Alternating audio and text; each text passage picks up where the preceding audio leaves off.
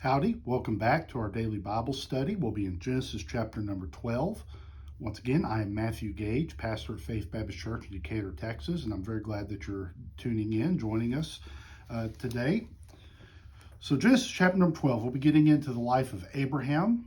And now last time in Genesis chapter number 11, we saw Abraham introduced just with the detail about his family, his father leaving the Ur of the Chaldees and going to Haran. And his father died at the close of chapter number 11. Well, now chapter number 12, we begin with God's promises he's going to make to Abraham, often called the Abrahamic covenant. And these are very, very important promises that still have implications today and will have implications in the future. These promises made to Abraham, where God is saying, Abraham, I'm going to do something very special for you through your faith in me, your obedience to my command. I'm going to make you the father of a great nation. That nation, of course, being the nation of Israel, but also in a more spiritual sense, which Paul alludes to in Galatians chapter number 3, in the sense that Abraham, in his example of faith, he is kind of the first of a faith family that will follow after him, and that though we may not be Jews by blood, as I am not, we can still be part of the family of Abraham through our faith in God, just like he had. So Genesis chapter number 12, let's jump right on in. Now the Lord had said unto Abram, Get thee out of thy country and from thy kindred and from thy father's house unto a land that I will show thee. And I will make of thee a great nation, and I will bless thee, and make thy name great, and thou shalt be a blessing. And I will bless them that bless thee, and curse them that curseth thee.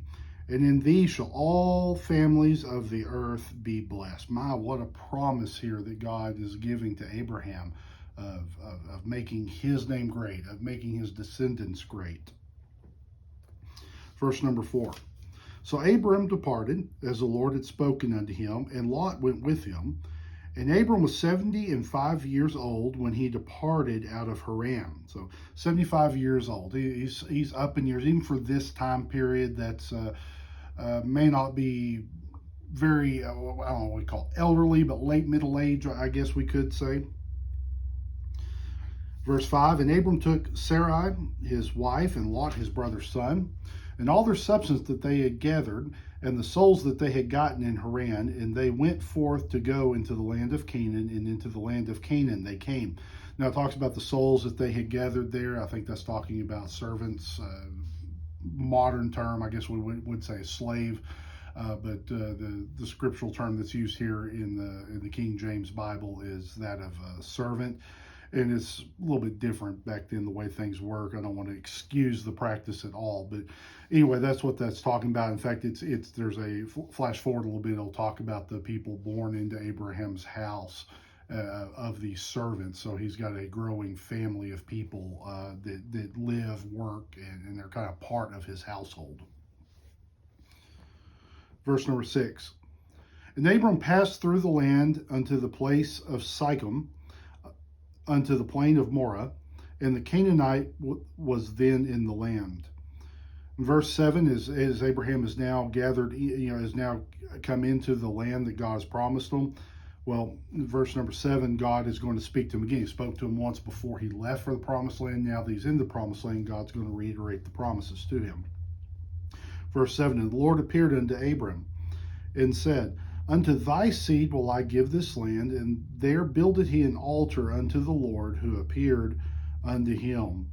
It's an amazing verse right there. Like I said, just another reiteration of the promise that God is saying, this land that you're dwelling in, this wonderful land, and we have the testimony later on, a land flowing with milk and honey, just wonderful land. And even today, when it's farmed correctly and things, it's a very, very bountiful, beautiful land there around the nation of Israel. Well, we see as the Lord appears there, what does the Lord do? He reiterates a promise again, kind of expands on it, and this land will be your descendants' birthright, I guess you could say. It'll be part of their inheritance. And then what does Abram do? He doesn't just go out and start surveying or claiming. No, he starts worshiping God. He offers a sacrifice to God in showing his praise and thanks towards God for this wonderful blessing that has been given to him. Verse number 8. And he removed from thence unto a mountain on the east of Bethel, and pitched his tent, having Bethel on the west, and Hai on the east. And there he built an altar unto the Lord, and called upon the name of the Lord. Once again, like I said, this is something you'll see Abraham's faith, his faith in action as he's traveling. Wherever he's stopping, he's building altars. He's worshiping God.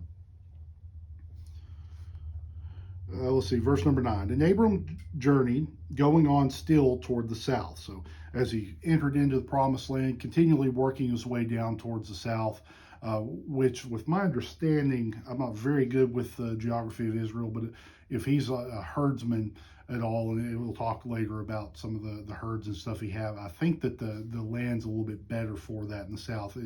Sometimes it's called a wilderness area, but it's uninhabited, but it's more grassy.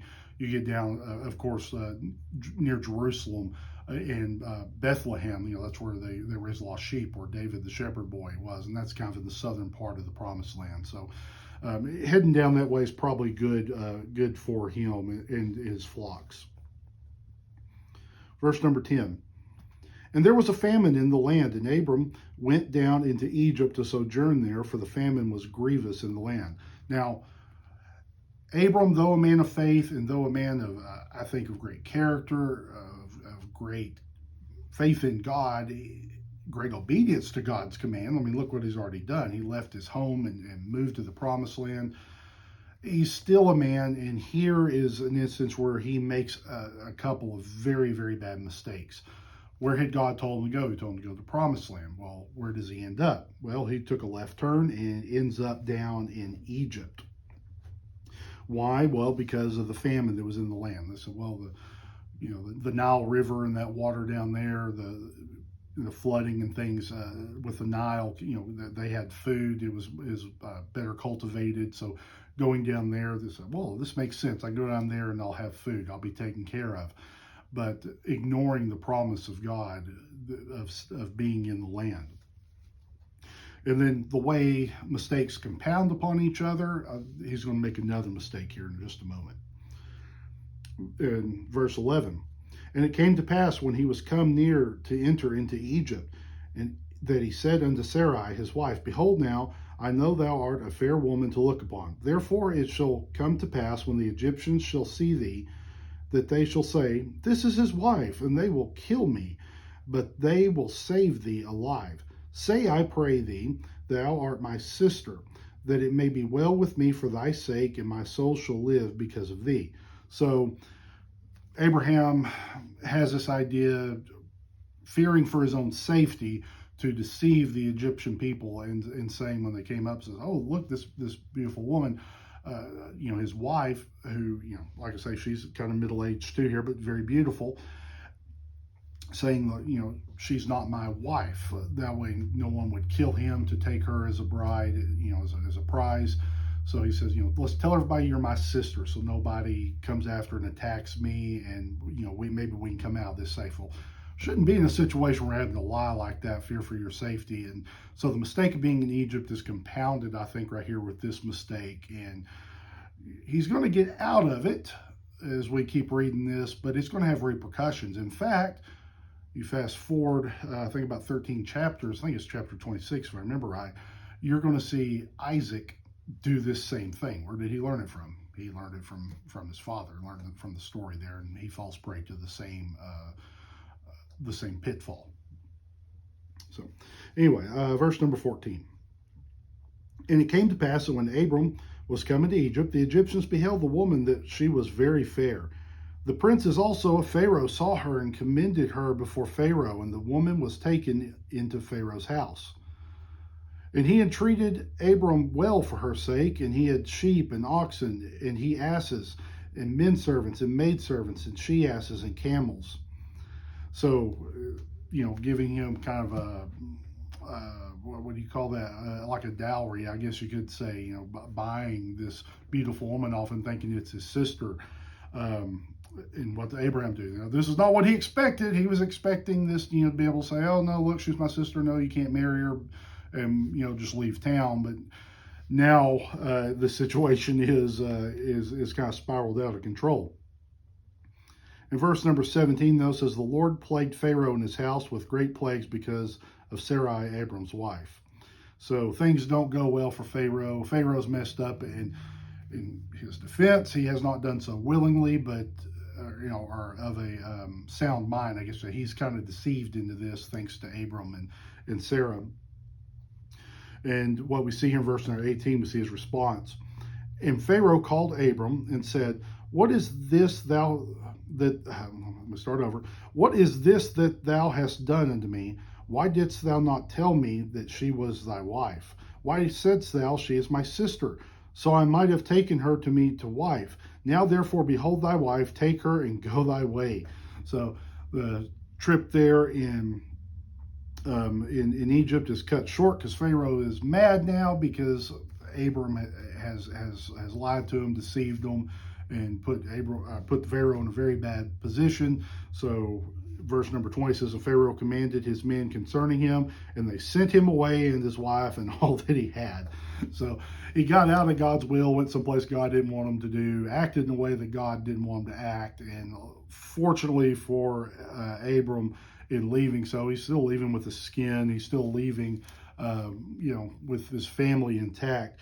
We're going to find out later that's not all that came out of Egypt with him, though, and there's still going to be some problems because it looks like that's where Sarai's servant Hagar comes from. So anyway, we'll get to that in a future chapter. But for now, we've seen Abram get to the promised land. We've seen him have a lapse of faith, leave the promised land, and now he's returned back to the promised land. And there we go. That's the end of chapter number 12. So anyway, I appreciate you watching. I hope it's been a help and a blessing to you.